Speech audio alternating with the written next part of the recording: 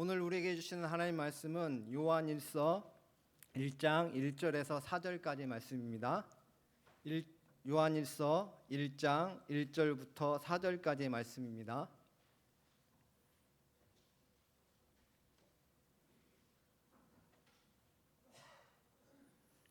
다 찾으신 줄 알고 저와 여러분이 한 절씩 교독하도록 하겠습니다. 1절 말씀 제가 먼저 읽습니다. 태초에 있는 생명의 말씀에 관하여는 우리가 들은 바요 눈으로 본 바요 자세히 보고 우리의 손으로 만진 바라.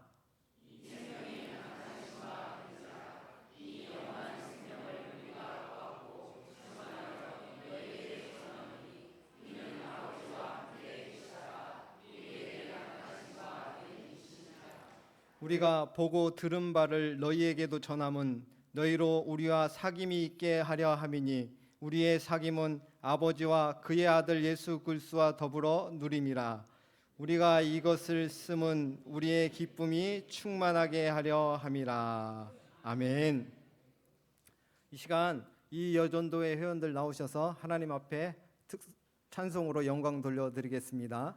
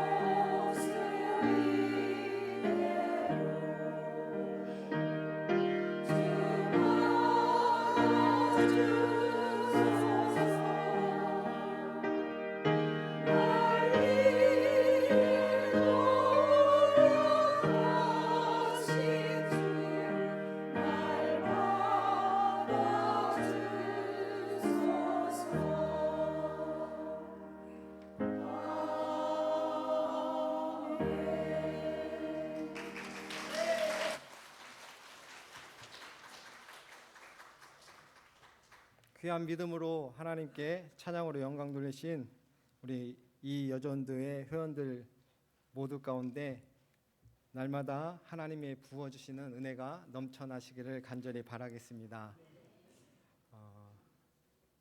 담임 목사님이 안 계셔가지고 제가 서예까지 하면서 말씀을 나누게 되었습니다.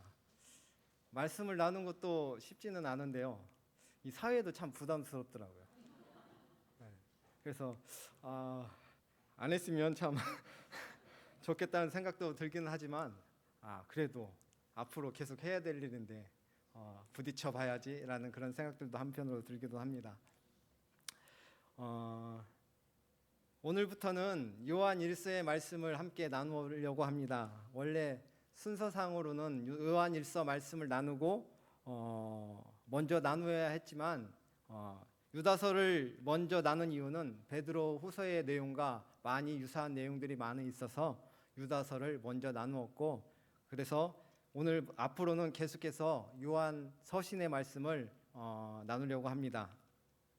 우리는 요한 1, 2, 3서를 요한 서신이라고 이야기합니다. 그렇다면 요한 서신의 저자는 누구일까요? 바로 사도 요한이고 AD 90년경에 에베소에서 기록되었을 것으로 추측이 되어집니다. 이제 우리가 이렇게 살펴볼 요한 1서의 말씀은 우리가 삶의 구체적인 현장에서 우리가 어떻게 예수님을 그리스도로 확신하며 또 어떻게 예수님과 함께 동행하며 살아갈 것인가를 다루고 있는데요. 우리는 요한 1서 말씀을 나누면서 나는 정말로 회심하고 구원을 받았는가? 나는 하나님과 친밀한 교제를 나누고 있는가? 우리의 삶에는 충만한 기쁨이 있는가? 성도의 교제 안에서 사랑을 실천하고 있는가? 가르침에 순종하고 또 질서에 순종하고 있는가? 나는 또 거룩한 삶을 추구하고 있는가라는 이런 질문들이 들을 수도 있을 것 같다는 생각들이 듭니다. 저는 이 요한 1서의 말씀을 통하여서 바라기는 우리가 하나님과의 친밀한 사귐을 통하여서 우리의 믿음이 더 단단해지고 그로 인해 충만한 기쁨을 누리게 되시기를 간절히 소망합니다. 사도 요한이 요한 1서를 쓸 당시에는 영지주의를 비롯한 잘못된 이단들의 가르침에 미혹되어서 성도들이 교회를 떠나가고 교회가 분열되는 일들이 있었습니다. 그래서 사도 요한은 그들이 예수님과 친밀한 교제를 통해서 예수님을 더 깊이 알아가고 흔들림 없는 믿음 가운데 서가기를 원했고, 그리하여서 사도 요한은 이들에게 지금 우리의 인생을 내어 맡기고 우리의 영혼을 구원할 수 있는 그 하나님이 누구신지를 바르게 알고 그 하나님과 친밀한 사귐의 교제를 가지라고 우리에게 요한 1서 말씀을 통해서 권면을 하고 있습니다. 그래서 사도 요한은 오늘 본문의 말씀을 통해서 먼저 예수 그리스도가 누구인지를 우리에게 말씀해 주고 있는데요. 오늘 본문 1, 2절 말씀입니다. 태초부터 있는 생명의 말씀에 관하여는 우리가 들은 바요 눈으로 본 바요 자세히 보고 우리의 손으로 만진 바라. 이 생명이 나타내신 바 된지라. 이 영원한 생명을 우리가 보았고 증언하여 너희에게 전하노니 이는 아버지와 함께 계시다가 우리에게 나타내신 바 된 이시니라. 아멘. 사도 요한은 먼저 예수님을 생명의 말씀이라고 소개하고 있습니다. 사도 요한이 전한 복음 요한복음 1장 1절에 보게 되면 태초에 말씀이 계시니라. 이 말씀이 하나님과 함께 계셨으니 이 말씀은 곧 하나님이시니라 라고 기록하고 있습니다. 사도 요한은 말씀이 곧 하나님이라고 말씀하면서 이어지는 요한복음 1장 14절 말씀에 이렇게 이야기하고 있습니다. 말씀이 육신이 되어 우리 가운데 거하심에 우리가 그의 영광을 보니 아버지의 독생자의 영광이요 은혜와 진리가 충만하더라. 그 말씀이신 하나님이 육신이 되어서 우리 가운데 오셨다라고 말씀해 주고 있습니다.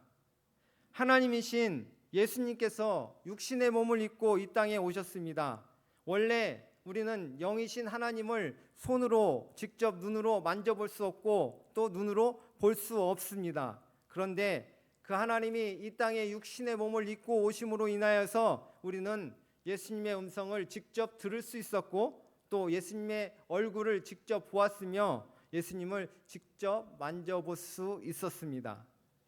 전지전능하신 창조의 그 하나님께서, 만왕의 왕이신 그 하나님께서, 열방의 통치자 되시는 그 하나님께서 우리를 사랑하셔서 인간의 몸을 입고 이 땅에 오셨다는 것, 그래서 우리가 그분을 보고 또 그 듣고 만질 수 있다는 것, 얼마나 큰 은혜입니까? 어떻게 보면 정말로 기적 중에 큰 기적이라 이야기할 수 있을 것입니다. 그런데 우리가 생각하기에 예수님이 육신의 몸을 입고 오셨던 그때 당시에냐 사도들이나 제자들이 예수님과 함께 했으니까 예수님을 직접 보고 듣고 만져보기도 했겠지만, 예수님은 이미 십자가에 달려 죽으시고 부활하셔서 이 땅에 안 계신데 21세기를 살고 있는 우리가 어떻게 예수님을 보고 듣고 만질 수 있을까라고 이렇게 생각할 수 있을 것 같습니다. 좀 전에 뭐라고 말씀을 드렸나요? 말씀이 곧 하나님이라고 요한복음에서 말씀하고 있었죠. 그런데 그 말씀을 오늘 본문 1절에서 뭐라고 말하고 있나요?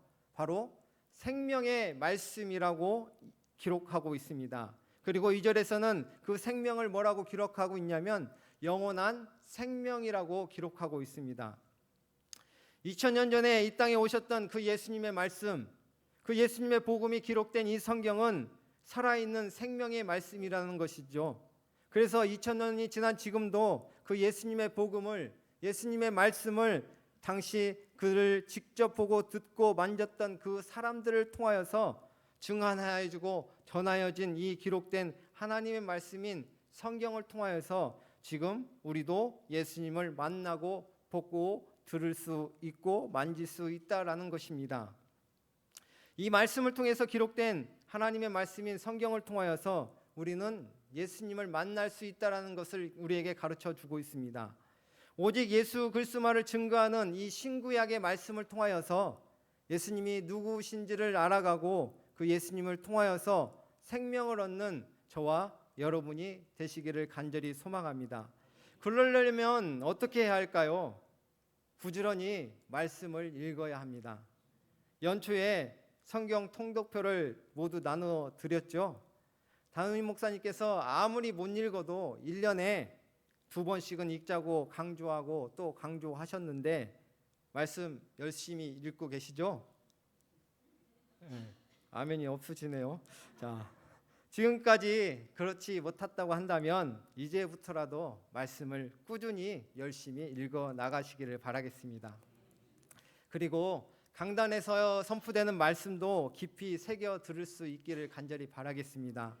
주일날 설교 말씀 한번 들었으니까 이걸로 끝 이렇게 하지 마시고, 또 그리고 예배당을 떠나면서 무슨 말씀을 하셨는지 이렇게 하지 마시고 계속 그 말씀을 묵상하시면서 다시 곱 씹으시면서, 그렇게 해야 우리가 예수님을 더 깊이 알아갈 수 있다고, 예수님을 더 많이 알아갈 수 있다고 사도 요한은 우리에게 가르쳐 주고 있습니다.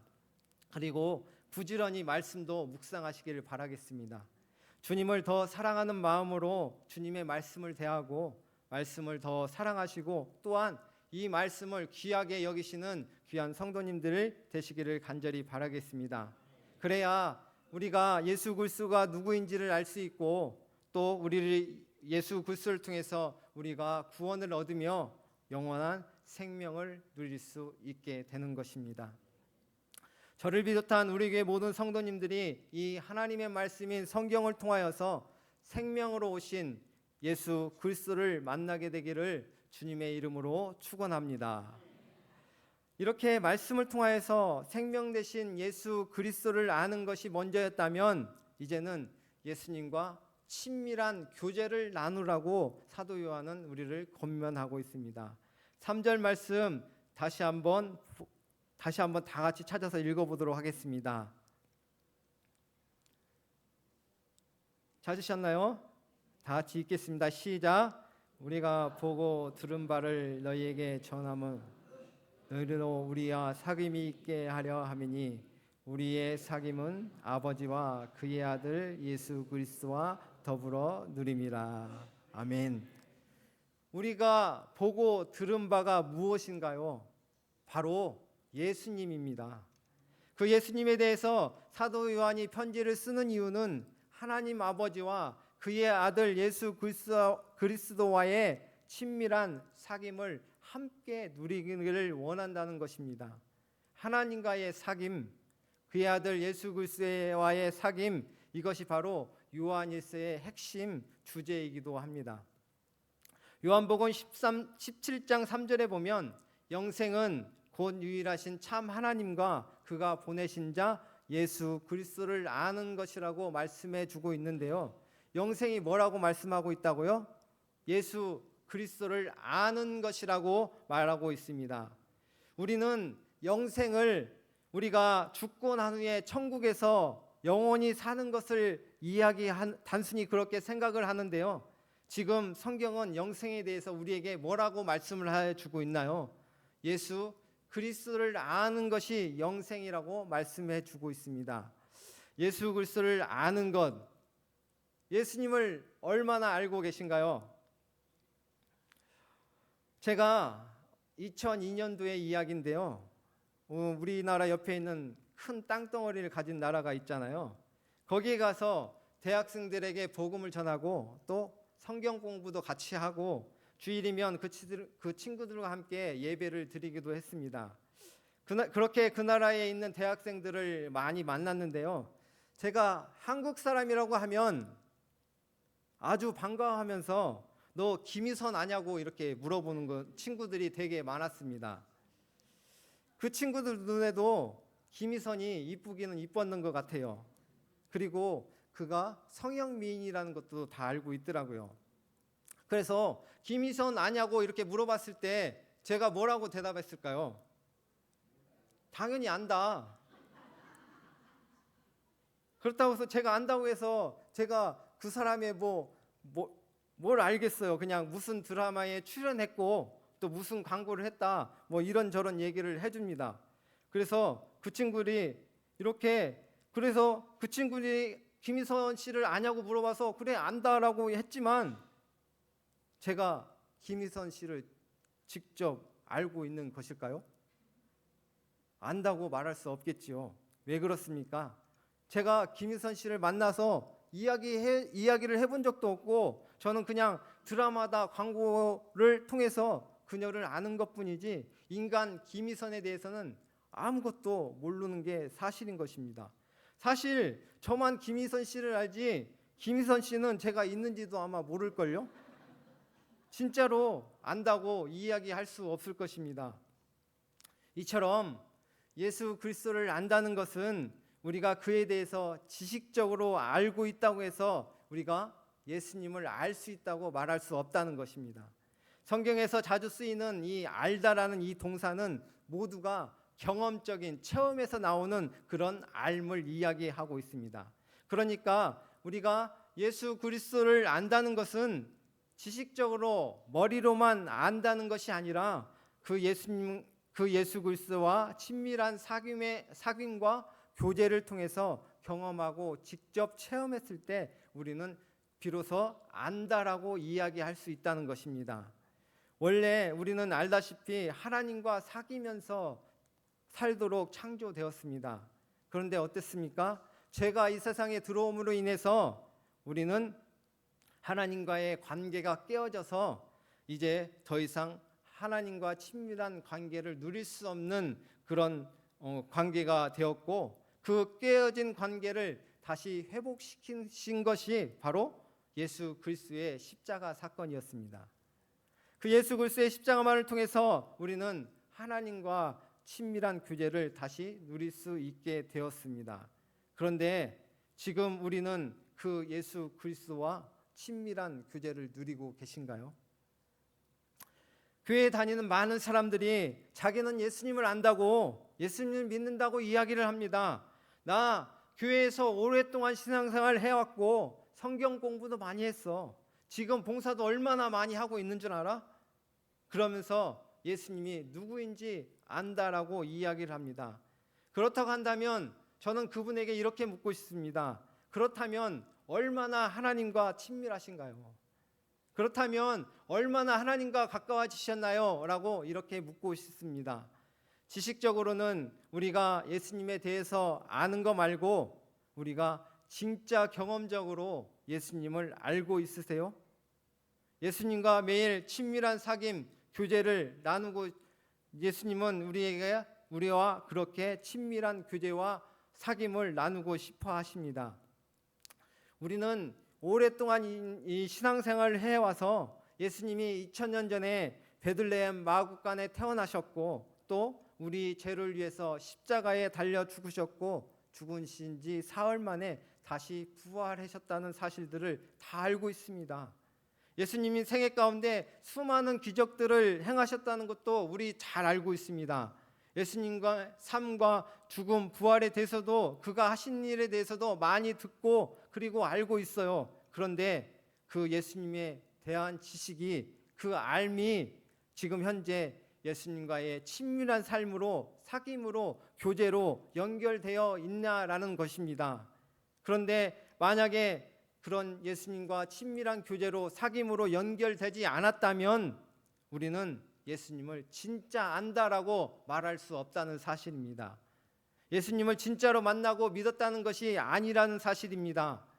우리가 예수님을 나의 주님으로 구세주로 영접하게 되었을 때 우리는 예수님을 인격적으로 만났다라고 이렇게 이야기를 합니다.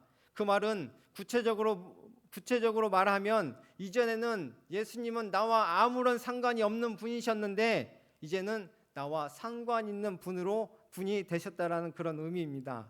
이제는 진짜로 예수님이 어떤 분이신지 알게 되었다라는 그런 의미입니다. 그러니까 하나님은 우리와 사랑을 나누는 그 친밀한 관계를 원하시고 친밀한 교제를 원하세요. 일적으로 사역적으로 만나는 거 그런 거 말고 1대1로 개인적으로 하나님은 만나시기를 원하신다는 거예요.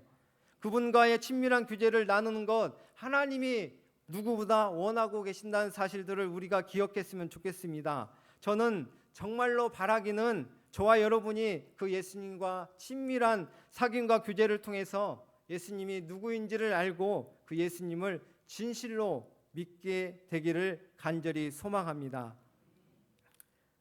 사도 요한은 또한 생명의 말씀으로 오신 예수님 그리고 친밀한 교제로 초대하시는 그 예수님을 전하고자 하는 이유는 우리로 하여금 그 예수님으로 인해서 충만한 기쁨을 누리게 하고자 함이라고 4절 말씀에 이렇게 기록하고 있습니다.